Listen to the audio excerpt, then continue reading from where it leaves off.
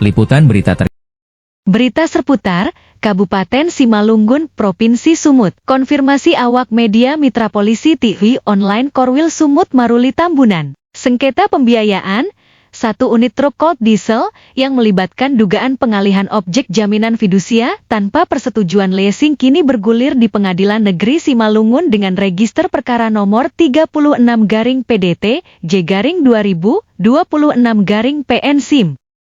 Perkara perdata tersebut bermula dari transaksi pembiayaan kendaraan yang dilakukan pada tanggal 29 Mei 2024 melalui PT ITC Finance Cabang Pematang Siantar.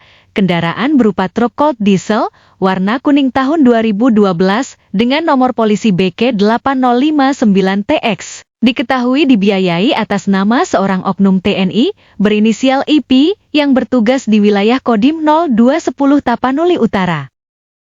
Berdasarkan keterangan pihak leasing, fasilitas pembiayaan diberikan dengan jangka waktu kredit selama 48 bulan dan kewajiban pembayaran angsuran sebesar Rp6.646.000 per bulan.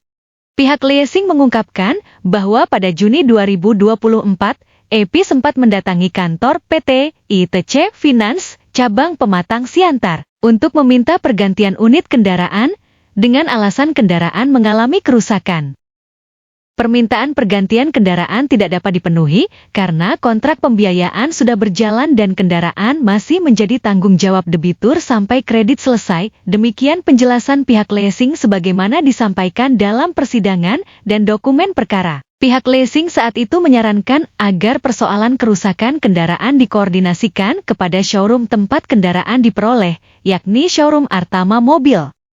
Namun beberapa waktu kemudian, kendaraan yang masih berstatus objek jaminan fidusia diduga telah dialihkan atau dikembalikan kepada pihak showroom tanpa persetujuan pihak leasing selaku pemegang hak fidusia. Leasing juga mengklaim memperoleh informasi bahwa pihak debitur diduga menerima uang sebesar 50 juta dari pihak showroom setelah kendaraan tersebut dikembalikan.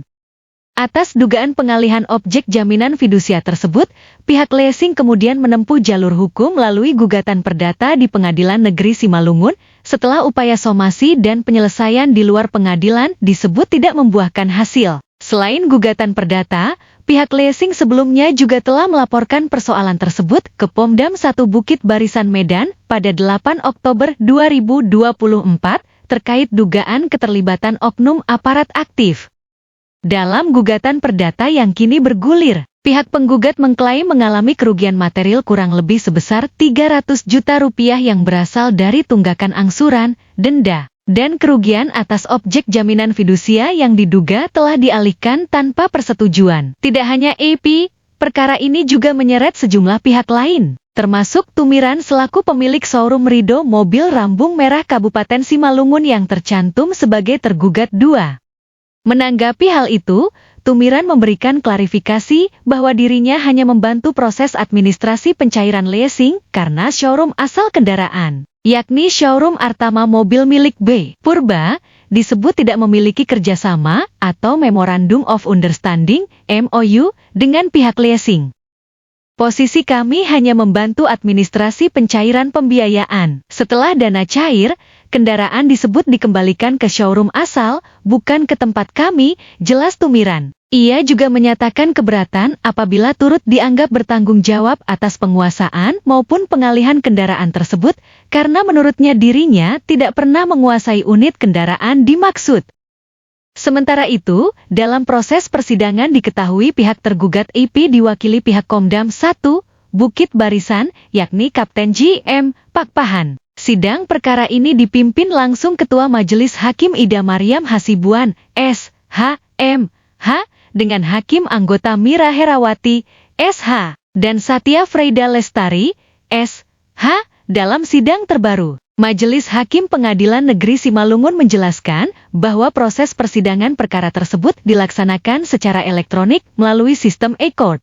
Hakim menyampaikan bahwa selama tahapan jawaban, replik, duplik hingga kesimpulan, para pihak tidak diwajibkan hadir langsung di ruang sidang karena seluruh dokumen diunggah melalui akun e-court masing-masing. Majelis Hakim juga telah menjadwalkan agenda jawaban dari pihak tergugat, dilanjutkan dengan replik penggugat, duplik tergugat, hingga tahapan pembuktian.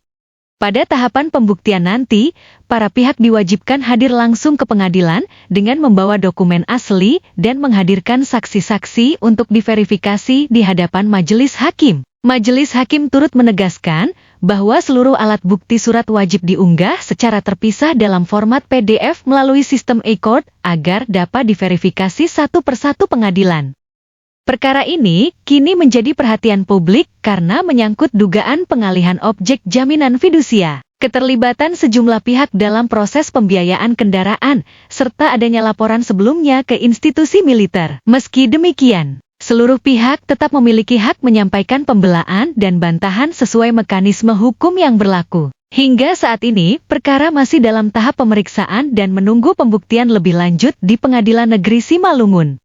Pemberitaan ini disusun berdasarkan dokumen persidangan, keterangan para pihak, dan tetap mengedepankan asas praduga tak bersalah sesuai kode etik jurnalistik. Editor Berita Redaksi Media Mitra Polisi TV Online John Firman. Jurnalis Maruli Tambunan Korwil Sumut. Media Mitra Polisi TV Online, cepat, tepat, transparan.